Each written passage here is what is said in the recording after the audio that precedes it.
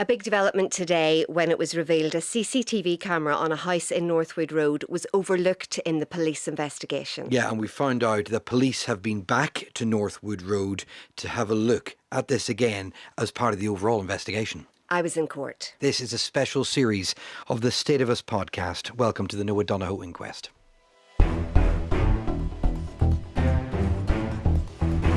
Hello, Tara Mills. Hello, Declan Harvey. There was an unexpected development today. What happened? Yeah, let me just take you through what happened. Just before lunch, the jury had already been excused for lunch, but then Brenda Campbell, who's the barrister for Noah's mum, stood up and said what she called a significant evidential development had happened overnight.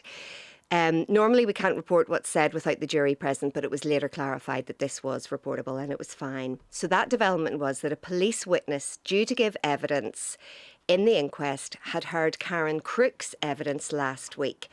Now you'll remember Karen Crooks is the resident in Northwood Road who found Noah's bike.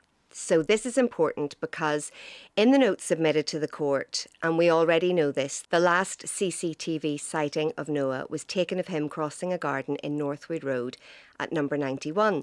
But Karen Crooks then said in court, I don't think it is number 91 because they don't have CCTV cameras, but she said, I think it happened at number 85 because they have cameras at the front, the side and the back of the house. They're just a few doors down from her. Well, this turned out to be news to the police officer, so he went up to Northwood Road just last weekend to investigate because as far as his records were concerned, there were only 2 cameras on the house. So I'm clear, they knew this house had CCTV. Yep.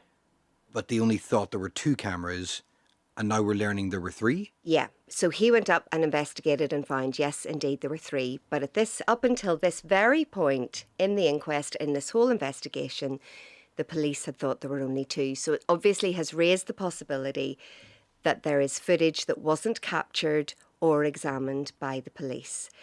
So Donal Lunny Casey, the barrister for the PSNI, said this development didn't happen overnight, but yesterday afternoon, and he had a potential solution, and that was to get a new statement from the police officer who went up to Northwood Road at the weekend before he gives his evidence. And then at that point, all of this can be discussed and talked about in front of the jury. Do we know where the third, this new camera, was pointing? Yes, it's really significant. And I remember when Karen Crooks was talking about it, she was so specific about the fact that there were 3 cameras, one at the front of the house, one at the side of the house and one at the back of the house. So the one that the police don't appear to have known about is the one at the back. And the reason that's so critical is that it was either one at the side or one at the front that had picked up a sighting of Noah crossing through a garden. They don't know where he was going on to, or there was no other camera then to pick up where did he go after that. And of course, if there's potentially a camera at the back of the house that could have recorded him, it may not have, but it's possible that it could, then obviously everyone wants to know what was on that footage. Was there any expectation that they will be able to find out what was on that footage now? Was that mentioned? Is that footage gone? They did mention it, and it was just said that it was highly unlikely that if they didn't know the camera was there, that it would have been stored, and it's unlikely that the resident of number 85 would have kept that footage, but they are now going to go and investigate. OK, we'll continue to follow that, obviously, as the jury is told about it or updated on it. CCTV footage was somewhat of a theme of the day for different issues, though it came up first thing this morning too. So the first piece of CCTV footage that was uncovered of Noah, which was of him cycling on the Sunday afternoon at the junction of Ormeau Avenue and Cromwell Street in Belfast. The police had that on the Monday. About half a mile from home, something like that? Yeah, about half a mile. So on Monday, they had that evidence.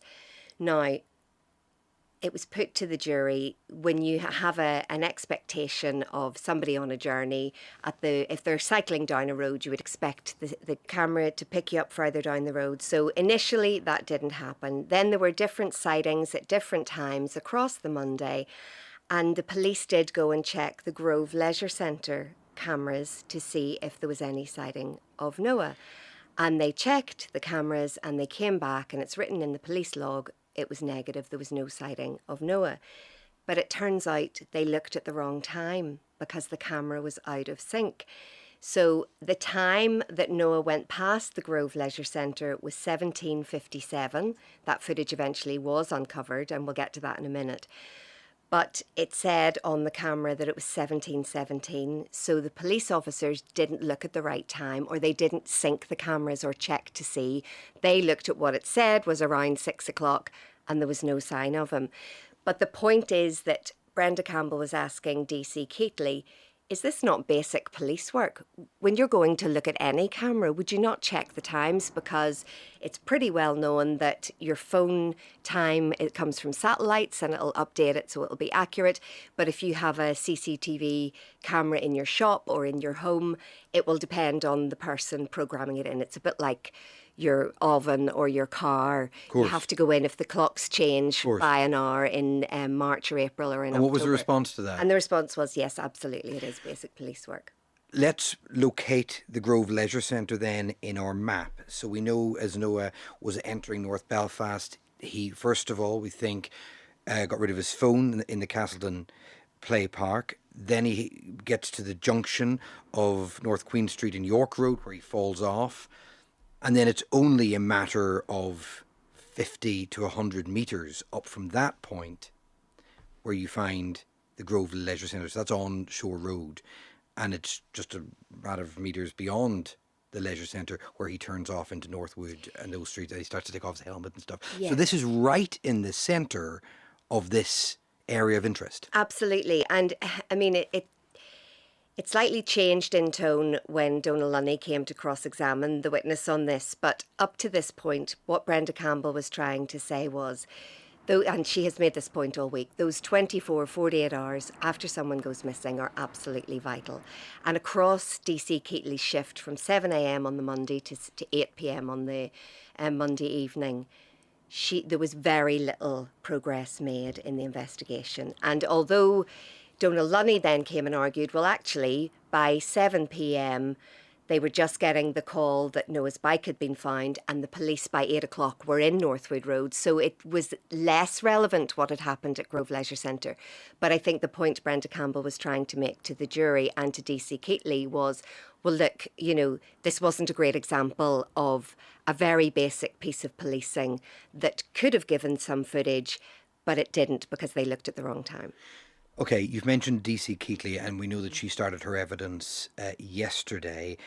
She was in the stand for most of the day today. Yeah, she was actually the only witness we heard from. It started late today, I think, as well. So started late and finished early, yeah. But even so, she was on the stand for the whole of the hearing today. So she was the main point of contact with Fiona Donohoe on the Monday and Tuesday, and she was asked, were you totally determined to do everything you could to find Noah? She said, absolutely. She had some very difficult tasks across those 2 days and some very difficult conversations to have with Fiona Donohoe. She had to say that the phone had been located. She was actually holding the phone whenever Fiona phoned it, and she had to answer it. And it was said in her, in the evidence from Brenda Campbell, that must have been very difficult for you, because you can imagine that if you've been phoning a phone time and time again, hoping that your missing son will answer it, and suddenly somebody answers it. And she said, yes, DC Keatley said, yes, that was extremely difficult, but I wanted to answer it right away and tell her straight away that it was me that had the phone and that it wasn't Noah. The jury was told DC Keatley had built up a rapport with Fiona Donohoe and had on at least one occasion physically consoled her. I'm reading into that she'd given her a hug when she was very upset. And DC Keatley had specifically asked to return to the case on the Tuesday morning because she was absolutely determined to get answers for Fiona Donohoe on what had happened to Noah. She was asked if she had a theory about what happened to Noah based on her conversations with Fiona Donohoe and all the information that the police had garnered on the Monday. She said she thought because of some of the suggestions that he'd maybe been upset or had been struggling and weepy, although she said she didn't hear the weepy comment. But she thought initially that perhaps he had left home and he had harmed himself. But she said on the Tuesday, after talking to the witness who had seen Noah fall off his bike and thought that he'd gone over the handlebars, she thought actually he might have been hurt. He might have a potential head injury. We're back to this head injury theory from the police again. And she thought, well, there must be some reason that he'd taken his clothes off and been cycling in Northwood Road. So are they going through the evidence with this officer? Well, In how much detail, I suppose? Is it like an hour by hour of her day? What did you do at what point? Yeah, absolutely. And not only that, she was also taken through everyone else's log for the day on the Monday and a bit of the Tuesday. And a couple of times, Donal Lunny for the PSNI did interrupt and said, no, hang on a second here. This witness doesn't know anything about any of the other people. So why are you kind of questioning her? And Brenda Campbell said, no, actually, this is very important because in terms of how the evidence was collected, how the police operated on that day, she wanted to go through it line by line. And it was all going into the OEL, Absolutely. the computerized log that we've Yes, heard about yes, already. absolutely. And it was interesting because first up after lunch then, when Brenda Campbell resumed her questioning of DC Keatley gave quite a big answer saying, look, I'm not happy answering these questions. I can't speak for the other people who put evidence into the logs. I don't know what their motivation was and I'm uncomfortable about answering those questions. Okay, so that was, I mean, in a sense, an eventful day, particularly because of the third CCTV camera discussion. And look, what people may not know is, well, because we haven't told them, is that there are discussions that are had when the jury aren't in the room, and we can't report them now. We are intending to report all these discussions once there's a ruling in this inquest, because that's when the legal rules that we have to follow are relaxed. But just to explain to you, why are we allowed to reveal this bit of information today that the jury weren't in the room for?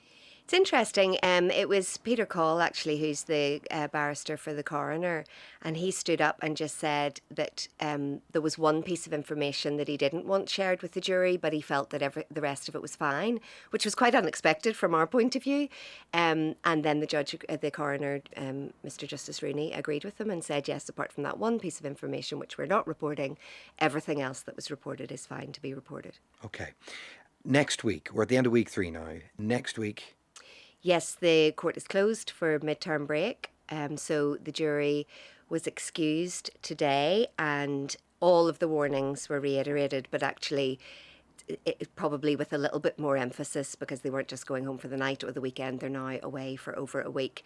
And the judge just warned them not to talk to anybody about it. If anybody comes up to them and asks them or finds out that they're on the jury, they're just to say, the judge has warned me not to talk about it.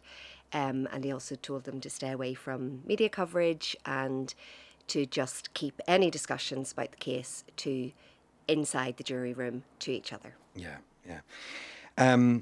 And actually, that reminds me. In the early days, there was a question from the jury to the coroner because he'd said, "Don't speak to anyone about this," and they asked him to clarify, "Can we talk about this among ourselves when we're in the jury room together?" And he said, "Yes, you can, of course, when you're together in that room, but to nobody else." But they'd sought that earlier.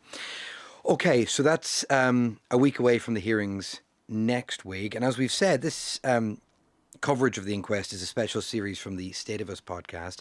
So a week out of court next week will give us an opportunity to return, in a sense, to business as usual. And we've got some stories to bring you next week. And we'll tell you more about that closer to the time. But for this week, that's it. Yeah, thanks for listening. Bye-bye.